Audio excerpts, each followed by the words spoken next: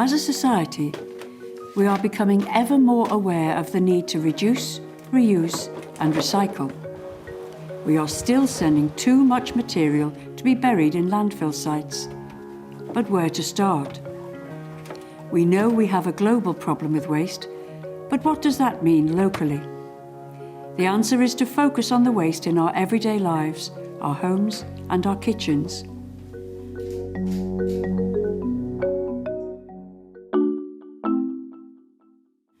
Around the Liverpool City region, there are a range of community initiatives to promote reuse and recycling at a domestic level. In Speak, Create UK recover electrical goods to restore and reuse.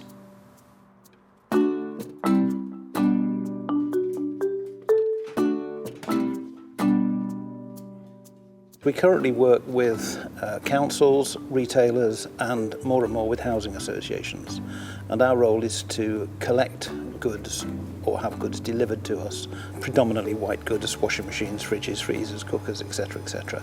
And then we refurbish those goods as we can. If we can't refurbish them, we ensure that they're appropriately recycled so nothing goes for export.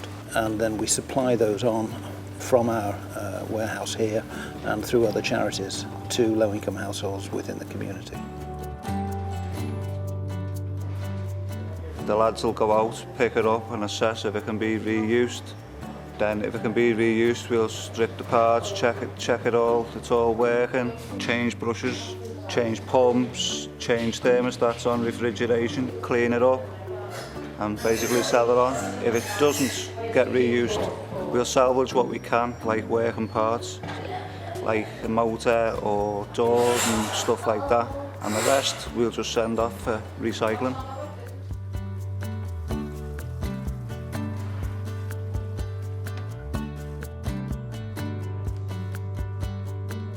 Create's effectively got three broad aims. One is to reuse appliances that would otherwise be just thrown on the scrap heap. And secondly, to use those appliances to sell on to low-income households within the community. And thirdly, in the process of doing that, to provide training and work experience for long-term unemployed adults. Sometimes it can be blocked or it can be one of the pipes, or it could be the engine, the brushes, things like that. They just come in here, we test them, see if there's anything wrong with them. And then they go through a process. They get tested, then they get cleaned, and then they get put into the sales department around inside.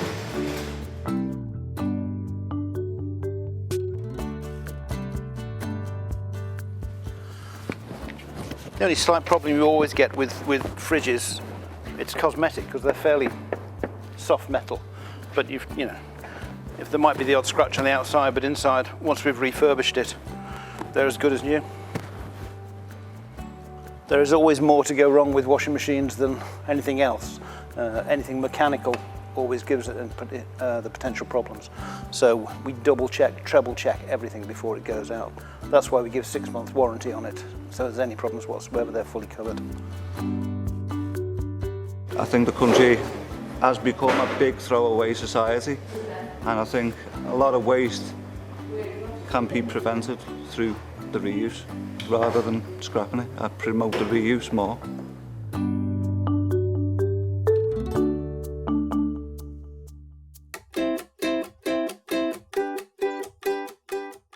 In homes around the Liverpool City region, families are finding innovative ways to reuse materials and so save money and the planet.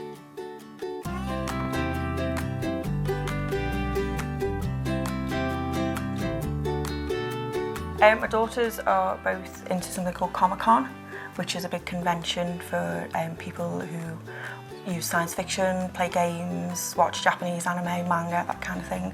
And I make the costumes for them to dress up in as their favourite characters.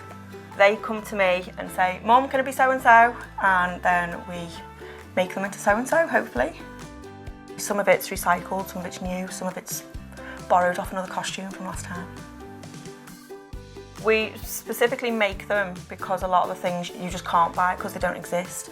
But if you can find it, they're extremely expensive. But it's also part of the fun. This is an old Barbie head, a Barbie we no longer wanted. We needed the hair for the bottom of the tile, and we needed something to be round, so it just made sense to leave the hairs attached. The wings are made out of an old cereal box, the cardboard, then I cover them in felt and then just stitch them onto a t-shirt. This is a broom handle. My friend makes all of Erin's staffs and that for her. If you were to buy a pair of white gloves like this, they can be quite expensive, but we cheat. We get the medical gloves out of Boots, where people were like eczema, so they put the cream on, then the gloves on. They're like £1.50 for a pair, and then we just add the little bits of ribbon and lace on to make them look like the characters' gloves. From a very personal level, it's a lot cheaper, so it means you can do a lot more. They can have several outfits instead of just one, and it's obviously better for the environment, because otherwise you're just buying more and more stuff, and there's more and more stuff in your cupboards. So if it's already there, or you can get it off somebody else, or in a charity shop and you use it, then it's better for everyone.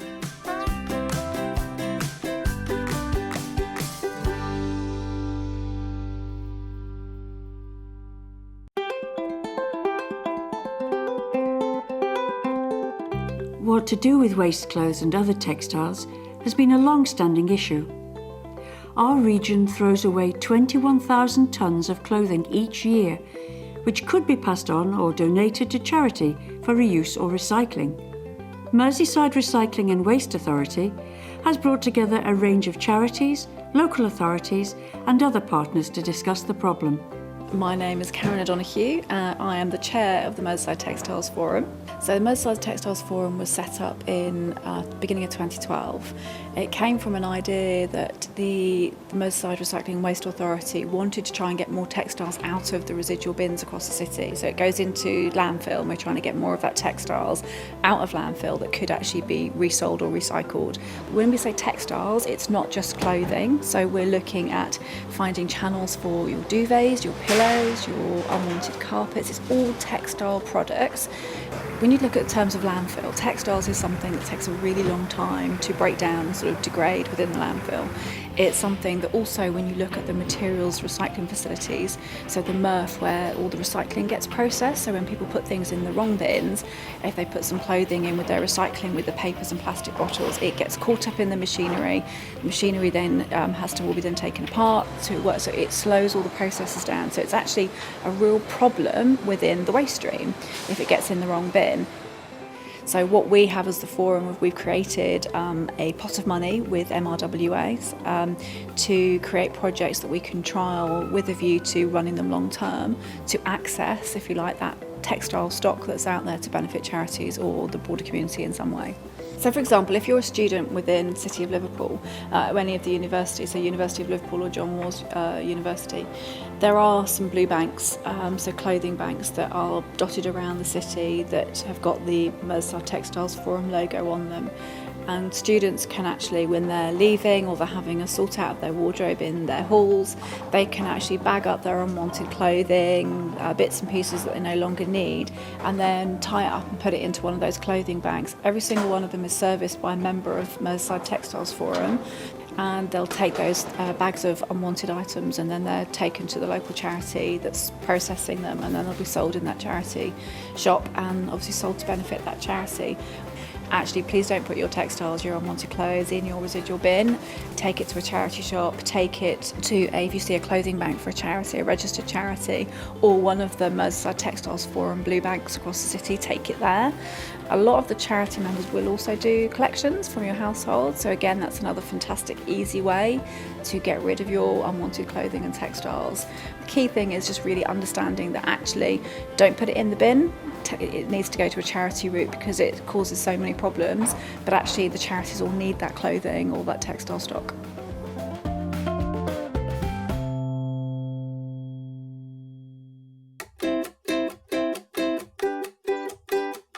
Within living memory, our parents or grandparents existed with food rationing.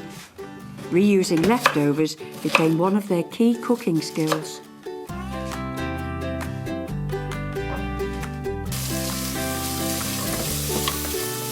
Yesterday we had roast chicken dinner with all the trimmings, roast potatoes, all the veg, gravy, all homemade. And today I've made what we call bubble and squeak. Basically everything from yesterday, chopped up, fried up with a little bit of extra bacon which was left over, an onion, and it's all fried up, and then you add the gravy for like a sauce, and it kind of looks like a casserole, and you have that with crusty bread. Using leftovers, it's a lot cheaper personally, because you buy one large chicken, one big bag of potatoes, and use your oven once. The following day it's 10 minutes in a frying pan, so it's a lot more economical. And again, it's better for the environment because you're not just throwing out what you're not using, and you're not running the shops every 10 minutes to buy more because you're using what you've got in your cupboards. We have the blue bin, which is collected once a fortnight, and you basically just put all your recycling in it, and I believe they sort it out. So it's cardboard, paper, glass jars, milk cartons, egg cartons, anything like that. Just rinse it out, pop it in your blue bin, and once a fortnight they take it away. I do believe that recycling is very important, and reusing. In this house, if something's finished with but fit for purpose, it goes to a charity shop, or we pass it on to somebody else who can use it. We try and recycle as much as we can, we try and reuse as much as we can. It saves a lot of money and it saves the environment, and if we all did our little bit by bit, it would get better, and it becomes a way of life. It's automatic. That goes in that bin, that goes in that bin. It's automatic.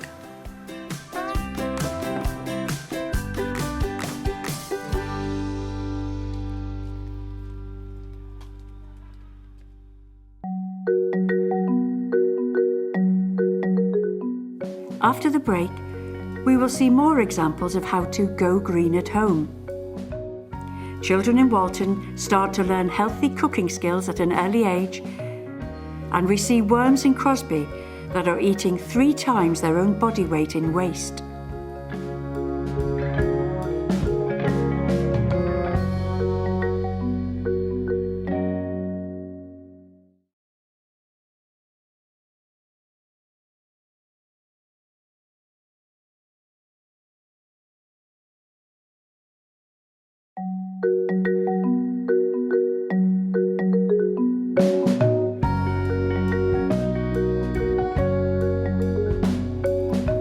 Merseyside Recycling and Waste Authority has been supporting the national Love Food, Hate Waste campaign, which aims to help people reduce food waste at home.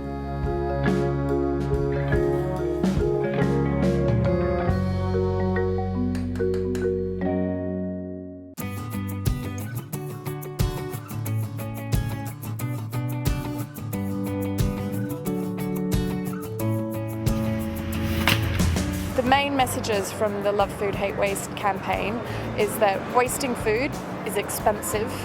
Saving food is actually really quite easy. So the Big Freeze is all about getting people to understand, say, if something's going bad, it's near its use-by date, if they've cooked too much, if they're going on holidays and they're not going to use it in time, that if you put it in the freezer, then you've got that opportunity to save that food. This is the game, it's a freeze to freeze. So I'm going to ask you some questions and you're going to say yes or no as to whether you think you can freeze these food items. Okay. Okay, what about bread? I'm going to go with yes. Yes, yes you can. So you can use me straight from frozen, and that means you can make a sandwich, and then once you get to work, the bread's slowly defrosted. Oh, I didn't know that. Yeah, or you can put it in the toaster. So we're here on the street today because we want to get the one-to-one conversations and the dialogue with people happening, because we really believe that that's how behaviour change will happen. Yeah, these are all little tips for you of what to do with like all your leftovers and stuff. Ah, good idea. Yeah. So leftover chicken, you can make all these different recipes. Try something new. And I saw how I can, I don't know how I froze the milk. It's been a good idea. The egg, how can I can freeze it and make this. And also give me idea how I can make a budget and I can save some money and like that.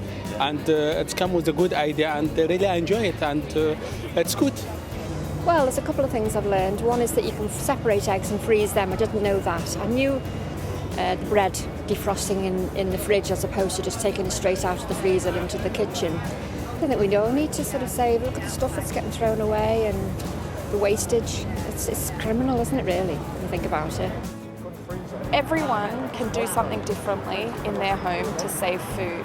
So whether it's meal planning, whether it's understanding portion sizes, whether it's storing food items correctly, using your leftovers, or really looking at date labels before you, say, accidentally throw something out because you don't understand the date label. So on an individual level, everyone can take action.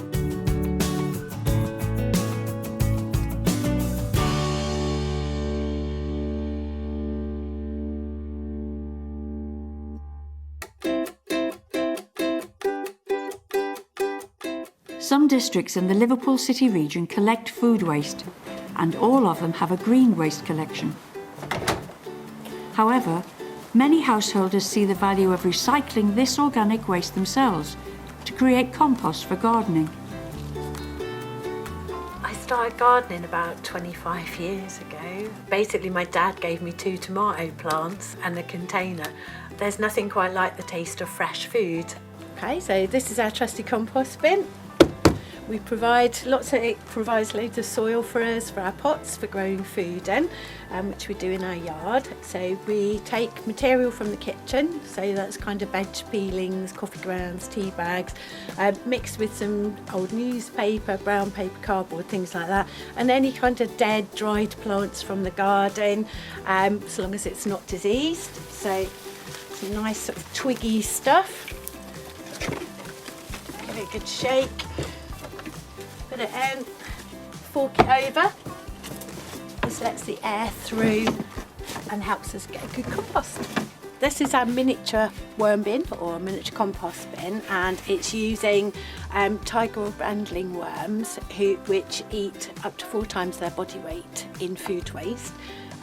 Only raw vegetable or fruit waste, so peelings and things, as well as cooked food, but no meat or fish.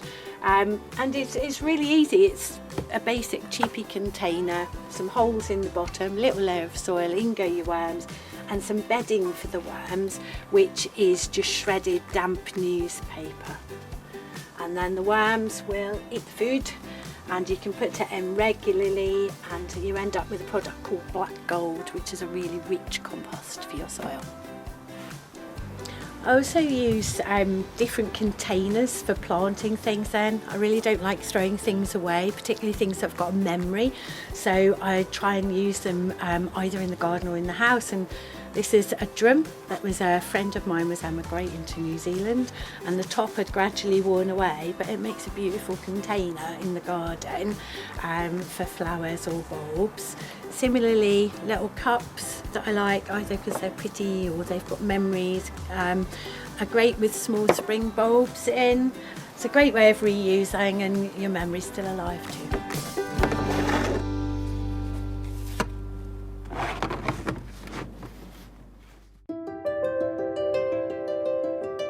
So we're all going to make those today. We're going to do crunchy herby chicken. Do you remember that one where we made the breadcrumbs? The national charity Children's Food Trust promotes Let's Get Cooking clubs in communities around the country. Rice Lane Primary School in Walton run their club after school every week. Doing fresh fruit milkshakes, so I can see you're all licking your lips. So I'm Alex Carroll, and I teach the reception class at Rice Lane Primary School, and after school I become the cookery teacher. We have 15 to 20 children coming to cook different recipes each week. So it's on every Tuesday after school for an hour, and the children sign up to it, and we've actually got a waiting list now because it's that popular. They learn how to chop things properly so they're safe in their own houses, and they learn how to use sharp things like knives and the blenders. And they also learn how to take care of themselves as well, and it's very important to learn how to eat healthily. My name's Claire Rick. I'm a spokesman for the Children's Food Trust, which is a national charity on a mission to get every child eating well, whether that's at home, at nursery, at school or beyond. We know at the moment in this country we all have a problem with not eating well enough, and that's particularly apparent in our weight. You know, as a nation we're eating too much, we're getting heavier, and for children particularly that is a problem, you know, if you look at the statistics. So that's why we're particularly keen to get the nation cooking again. You know, we know that cooking from scratch makes a massive difference to people's health, and by passing on some of those skills through our Let's Get Cooking clubs, we can reach children and families and get them eating better that way.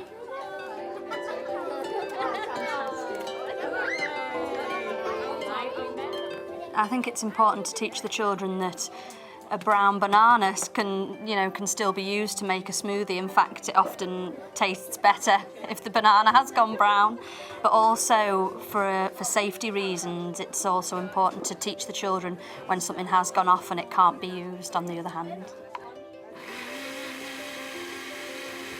We're all about helping people to waste less food. So what we want to do is give people those skills to be able to use their leftovers, make what's in their cupboards go further, and so make what's in your purse go further by cooking from scratch. Congratulations to all of you, because you've been doing a great job on picking up all these skills. This is called the Golden Spoon Award. We entered a competition called the Golden Spoons Award, and it was for the work that we'd done during the Mersey Waste Munchers sessions, teaching the children and the parents how to save waste and how to recycle. This is our first tray of crunchy chicken. Now this one hasn't got herbs on. They're eager to come every week. I see them around school and they ask me, what are we making next week? So the children are all very excited to come. And the parents enjoy it as well because it's a nice time that they can spend with their children.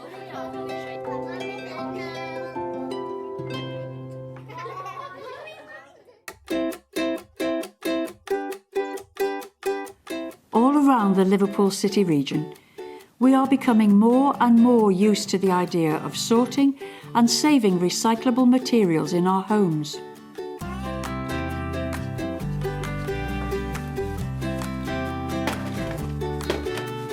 We recycle everything we can with Sefton, so food waste, glass and cans, paper, card and plastic bottles. I think it's really important to recycle, but really kind of recycling is the last stage of the process of dealing with stuff you no longer want. For me personally, I think it's better if you can think about what you're buying before you buy it. Reuse as much stuff as possible, either through mending things that are broken or, you know, sewing or whatever, but also kind of being a bit creative with your uses of things. We're awash with stuff in our society, and most stuff can either be used by somebody else or provides food for other creatures, or can be reused by ourselves. And most of it doesn't take very much time or thought to do that, and it just makes so much more sense than burying it in a hole in the ground.